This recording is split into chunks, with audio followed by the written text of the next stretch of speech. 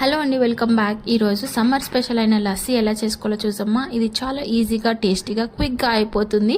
So బయటకు వెళ్ళి వచ్చి అలసిపోయిన వాళ్ళు కూడా దీన్ని ఈజీగా చేసుకోవచ్చు. పెద్ద శ్రమ అవసరం లేదు దీనికి. సో దానికోసం అనేసి కర్డ్, షుగర్, డ్రై ఫ్రూట్స్ అయితే సరిపోతుంది.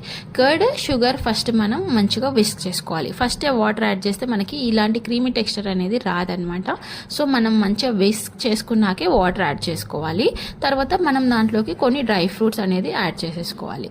మనం ఇది ఐదర్ చల్లగా అయినా తాగొచ్చు, నార్మల్ టెంపరేచర్ అయినా తాగొచ్చు. చాలా టేస్టీగా రావాలి అంటే ఫాలో అవ్వాల్సింది ఏంటంటే కర్డ్ని మనం ఇంట్లోనే తోడేసుకుంటే సరిపోతుంది. బయట కర్డ్ కొంచెం పుల్లగా ఉంటుంది, సో దట్ టేస్ట్ అనేది వేరేగా వస్తుంది.